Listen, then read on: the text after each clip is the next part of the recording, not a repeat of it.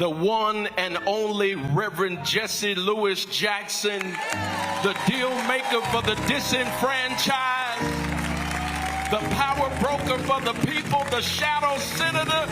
He would say, show your love for the Reverend Jesse Louis Jackson. Come on, this is how he would start. I am somebody. I am somebody. Respect me. Protect me. Never neglect me. Keep hope alive. Keep hope alive. Reverend Jackson would say, let me hear you scream.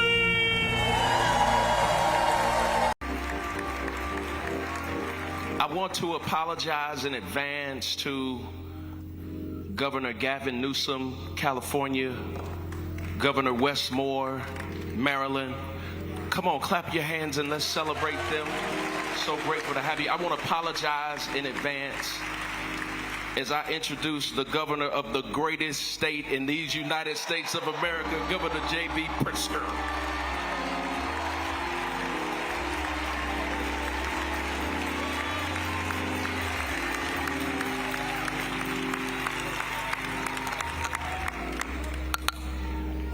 You said it.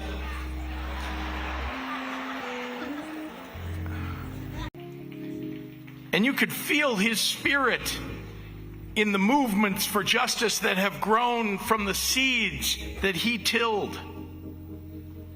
Now, to the world, Jesse Jackson was an ambassador of hope for the oppressed who met with kings and queens and presidents and dictators and clergy of all the great religions. But here in Chicago, he was our neighbor.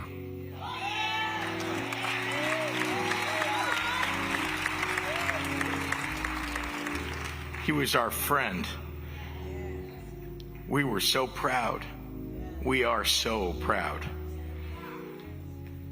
Here, his message of hope was one he offered in a friendly smile to the child playing in front of their home, or the tap on the shoulder for the young man looking for just a little bit of encouragement. He taught us to expand our ambitions and dare to imagine a better world, and to be kind and decent to one another. He brought enormous pride to the people of this city and this state.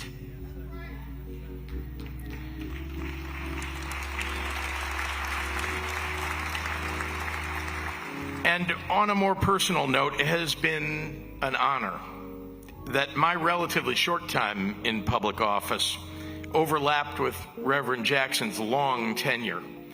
And let me assure all of those who are here today that even as his body started to fail him, the Reverend's mind remained sharp. He never failed to pull me aside at an event to ask about something in the news or offer a word of advice or encouragement. He was politically connected. He knew. He shared an affliction common to all those in this room. He loved the political game all the way to the end. And while we know that we shared him with the whole world, Reverend Jackson belonged to Chicago. And Chicago belonged to him. He was ours and we were his. One quick story. Reverend Jackson may have been the most competitive individual that I've ever met. So a few years ago, we were wrapping up a meeting on the west side of Chicago at Reverend Johnny Miller's church. And Zeke, we started talking about football. And at the time, Lamar Jackson was on his way to becoming the MVP of the National Football League. And I looked at Reverend and I said, now there's a Jackson that's really making a name for himself. And you know, Reverend did not like that. And he looked at me and he said, you know, I played that position. And he said, you know, I was better than Lamar Jackson.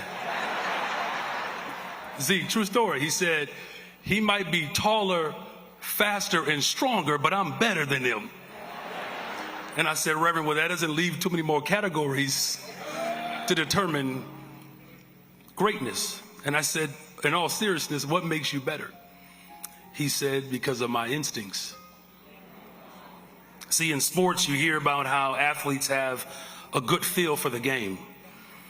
Something innate that can't be coached, that allows them to read the field and make split-second decisions that ultimately position their team to win. The Reverend will be remembered certainly as an incredible oratory champion, but to the people in Chicago, we knew him as a brilliant strategist, a master negotiator, an organizing savant. His instincts. See, he didn't shy away from the painful realities of racism and hatred, but he had a God-given ability to bring people in, to encourage them in, and to enlist them into the fight of our collective liberation. It was his instincts that understood that labor and faith were one and the same, as Dr. King prophesied. It was his instincts to stand up against school closures and the shuttering of mental health clinics. It was his instincts that led protests down Michigan Avenue when a boy's life was taken by a police officer and then government decided to cover it up. It was his instincts. It was his instincts to run in 84 and 88, but not in 92, to make way for somebody in the deep South and a brother on the South Side to become president of these United States. It was his instincts. See, I had the privilege to accompany Reverend to Selma one year, and while we were there, he recounted the days and weeks that were spent organizing to get folks to walk with them across the Edmund Pettus Bridge. And he said, now that history has proven us to be right, he said that everybody and their mama was on that bridge. But he knew the struggle from going town to town, and he was calling people out of isolation and into community, understanding that the bridge is a symbol that burdens all of us. It's what connected us. It's what was waiting for us on the other side. He had a feel. His instincts understood that that bridge was a representation of the cross. In one of my most triumphant moments, he's running for president, 1988. We trying to beat the Lakers. We trying to dethrone the Lakers. My father-in-law, Gordon Kendall, is head of Secret Service for the family. We get a call, midnight, 1 in the morning. Hey, I'm coming to the game. I said, how you gonna get to the game? You gotta, you running for president. People, no, I'm coming to. Who just said he was the most popular man in the world in 1988? Who just said that? Was that you? 1988, he's the most popular man in the world, and he coming to my game.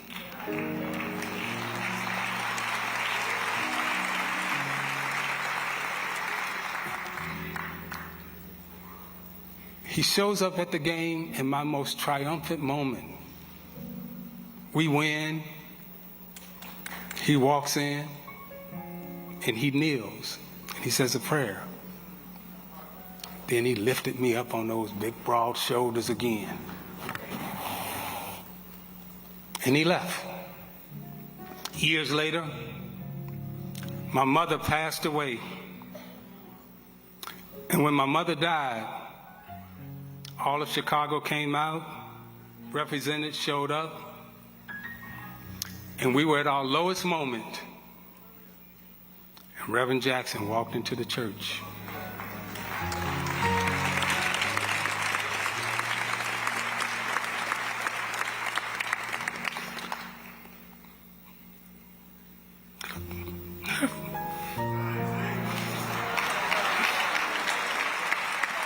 I remember sitting there with my brothers and sisters. And it was like this man.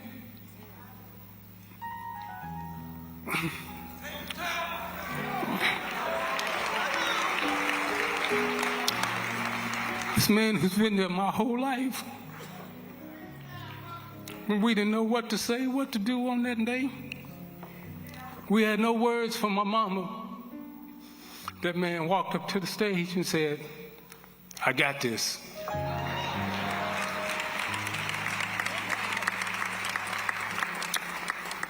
And he sent my mama off, beautiful words and everything else. While we were at our lowest, again, he came and he lifted us up on those broad shoulders. I got to know the Reverend and his family over the years, and as I watched his children follow his example of service, I came to appreciate the conviction that drove him and that he had passed on, the faith that guided him and that he had passed on. And it was a faith that didn't waver, a flame that burned bright, even as his body began to fail. The last time he and I had a chance to visit in person, he was already ailing. It was getting difficult for him to stand, difficult for him to speak. We were in Hyde Park, in a hotel room. I embraced him and figured we'd just have a low-key visit. Maybe he'd need some rest. And he starts coming up with this project and this initiative and issues I needed to look into. And here's some commentary that he would suggest, and some phrasing that he thought might work, and maybe we might co-write an article.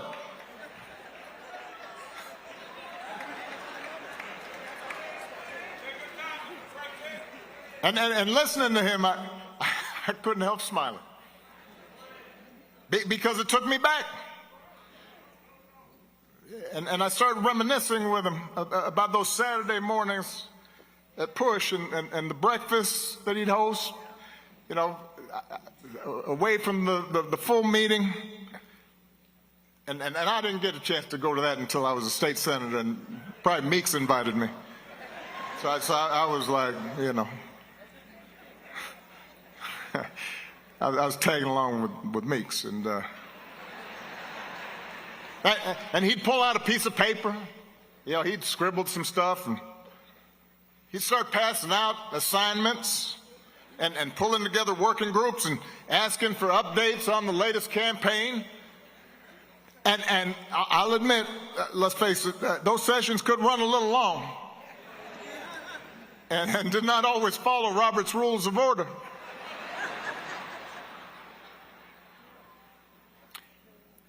But when Jesse called your name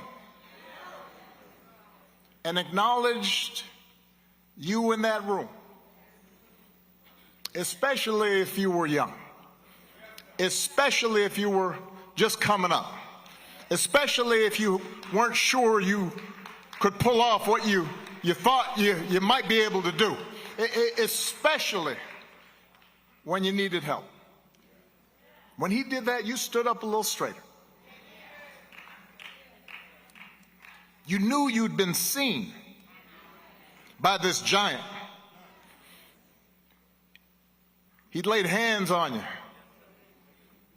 and let you know you had a contribution to make. And so that day, I told him how much that meant to me and how much it meant to so many lives that he impacted. And I told him thank you, because I'd always be grateful for that legacy of hope.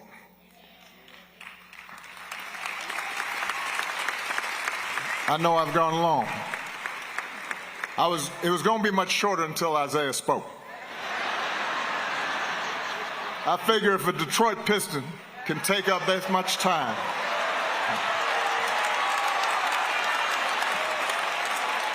it was beautiful, and I mean that. Love me some Isiah.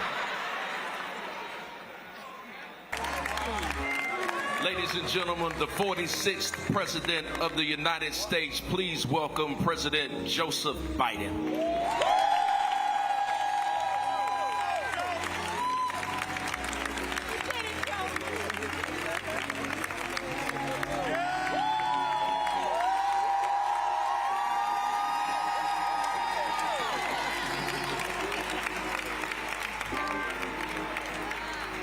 Thank you.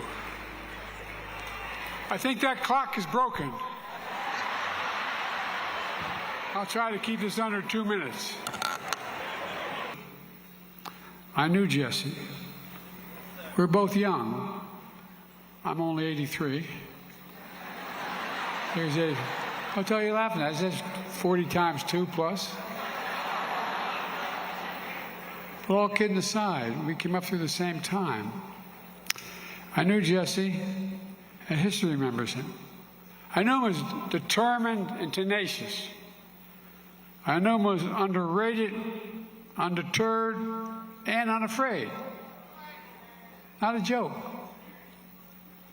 And more than most, Jesse was dedicated with every fiber in his being to redeeming the soul of America. The soul of America. You know, Jesse came up and I came up together as leaders in the Democratic Party.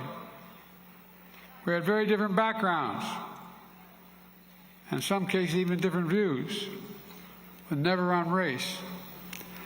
Sometimes we went at toe-to-toe. We disagreed on some issues. But that's what I actually admired most about Jesse, his passion. He was passionate. His passion, the courage of his convictions. And you know, his courage inspired a hell of a lot of us, even though we were the same age. You know, with his captivating presence, his stirring words, he would be easy for history to mistake Jesse for a firebrand. I think they'd get it wrong. Jesse certainly created his fair share of good trouble. But through decades of service, Jesse's abiding message was one of unity. That's what he talked about. Through decades of service, Jesse's abiding message of unity moved people in the right direction. Above all, he always sought common ground. As I listened and thought about, everyone quoted the slogan of Reverend Jackson. But I want to, in my few minutes, and if you take Brother Biden's minutes and other minutes, I come out of the Jackson School of Thought. They told me 4 minutes, which means 8 in Jacksonian language. But I never will forget 1994. We went to Dakar, Senegal, and James Meeks and Jesse Jr. and I had dinner with him that night. And that's where he said, Al, Meeks, Jesse Jr., y'all are my disciples. And we said, disciples? And for years, we joked each other. I'd cover the room, and Junior say, here's disciple number 1, and Meeks. But discipleship meant you carried forth the vision. It's been an honor to know all of you. But I want to say something, highly personal tonight. I came to truly love Jesse Jackson. And we had more in common than he thought. We were both 2 guys who were born to single mothers living in the South. And so I got to watch this guy, and frankly, the first time we met was at the 20th anniversary of the celebration of the integration of Little Rock Central High School. And some young people may not even know why that's important. But in the 1920s, that school was voted the most beautiful high school in America. During the whole time I was governor of Arkansas, that one school accounted for 25% of our merit scholars. You could go there and study Latin and Greek, which was a pretty big deal out in the country, in addition to all the science and math. So they were celebrating the 20th anniversary, and Jesse showed up to help them. But he was always asking himself, what can we use the observation of a past victory for to get something done today? So, by the late 70s, all these medium-sized and little towns in the middle of the country were being flooded with drugs. All these folks were facing more vigorous law enforcement on the coast, but they were coming in. And I kept thinking, I know Jesse Jackson's going to know this, and he's going to say something. And I just want to be there. And I was a 29-year-old attorney general. And Hillary, a Chicago girl, was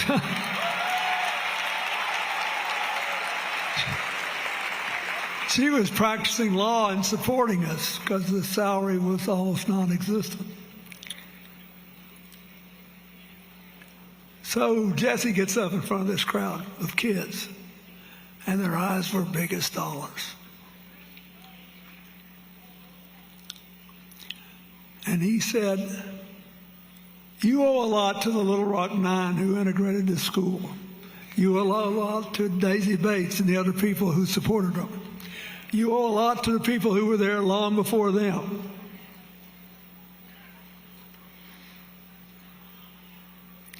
You cannot take this achievement and throw it away on drugs. And then he said, I'll never forget it. And I thought, where are all the conservatives when you need them to cheer? Jesse Jackson looked at these kids and he said, you have to open your brains, not your veins. And I thought to myself,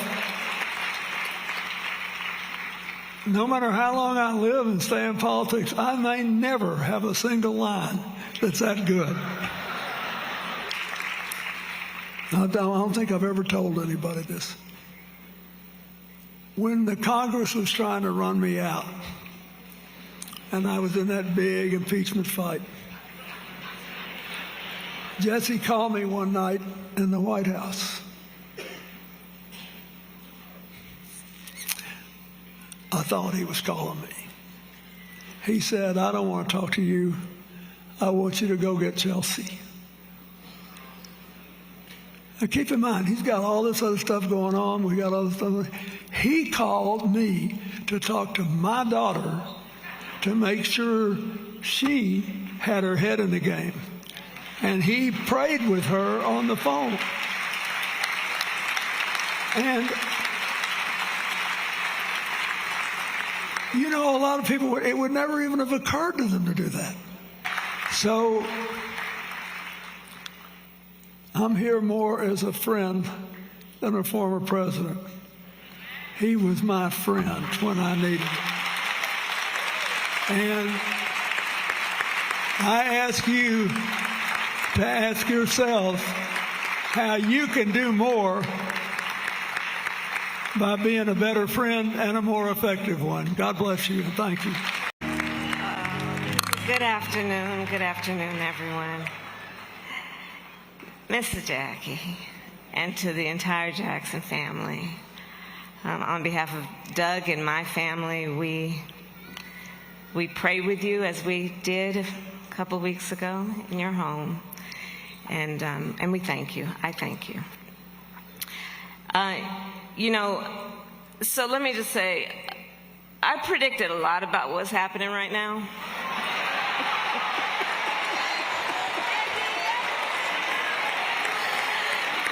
I'm not into saying I told you so, but we did see it coming. But what I did not predict is that we would not have Jesse Jackson with us right now to help us get through this.